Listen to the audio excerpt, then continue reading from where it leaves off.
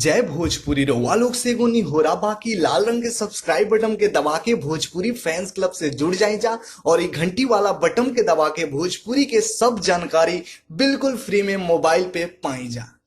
नमस्कार दोस्तों, आप सभी लोगों का स्वागत है हमारा चैनल BFC एल्बम न्यूज में। दोस्तों, वीडियो को आगे देखने से पहले लाइक करिएगा, चैनल पे नए हैं तो सब्सक्राइब करके बेल वाले आइकन को ऑल पे सिलेक्ट कर लीजिएगा ताकि ऐसी और भोजपुरी की लेटेस्ट वीडियो देखने के लिए मिलते रहे इस चैनल के माध्यम से।